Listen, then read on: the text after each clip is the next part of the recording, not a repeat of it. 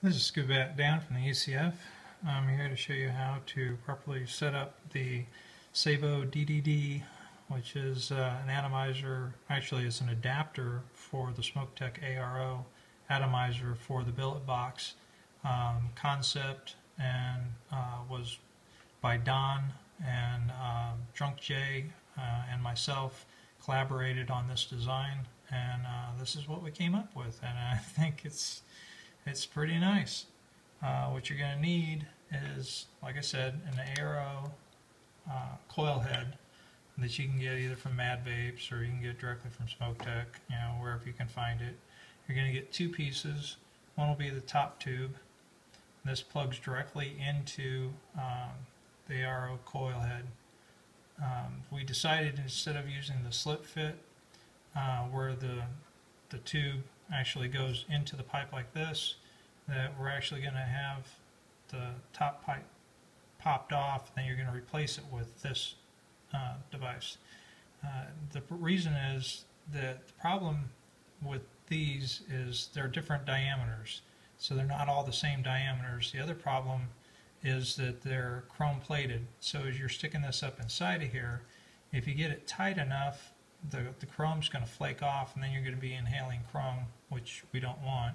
So Don and Drunk J both decided, along with me, that it would be best if we just went with this type of fitting instead of the slip fit.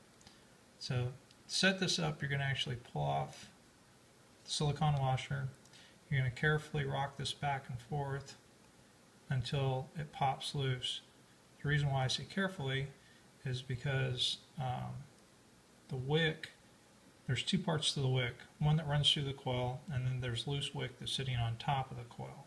So you don't want to just snap it open and then you have all of the wick come flying out. So you can see the wick up inside of there. So all you're going to do is basically plug this right in so it's nice and tight. You can take your bottom collar and you're going to screw it on until your O-ring's seated, and now it's ready to go into your tank. To put it into the tank, you only put it in through the top, and you only take it out through the bottom. The reason why is this is beveled this direction and this direction. If you try and pull it out through the top, it's going to get caught on the lip here, and it's going to pull the head off and it's going to drop in the tank. So you want to only insert it from the top and then remove it through the bottom. So to put it in, you're basically going to just nice and slow twist and push. And once it goes through, then you line up the hole on the bottom, which makes it real easy with the bevel. And then you're going to push, and you can turn it upside down and push it flush. The reason why I say push it flush is because then you're going to flip it back over, and you can go the opposite direction. And what's going to happen is it's going to stop right at the edge of this lip here. So it'll be the perfect height for actually putting it inside of your billet box. Ta-da! Just like that. Now it's ready to go in.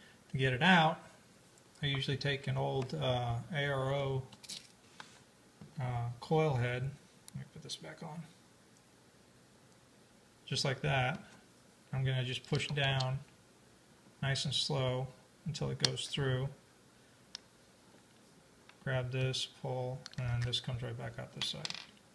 So now that it's dropped out, all you're going to do is grab it and then twist and pull. And that's pretty much it for setting it up. Pretty simple, I think, not too difficult. Now, the reason why we chose the ARO heads is because the diameter of them fit through the hole, whereas the Kangers will stop, they won't fit through. So if you have a Kanger and then you file this down to get it to fit, you're going to expose the brass, because this is just chrome plated brass. You'll expose the brass and you're going to have brass inside with your juice, which isn't good.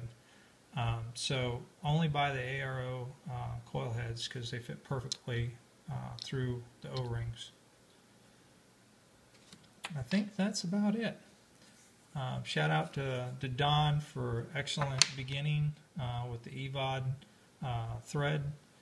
He laid a lot of groundwork for doing this, and I just kind of improved on the design. And Drunk Jay gave me a lot of tips, and Don also gave me a lot of tips. Especially, you'll notice that this has been drilled out. That's because the new screw head in the billet box actually has I don't know, like a protrusion on it, so it actually fits inside. So we've done some measurements. Luckily, Drunk Jay had a caliper, so he did the measurements on it, and we went ahead and drilled this out to where the newer style threading would actually fit into this. So this will actually accept the old or the new threads, the brass screws on top. So I think that's about it. This is Scuba Dan, and I'm out.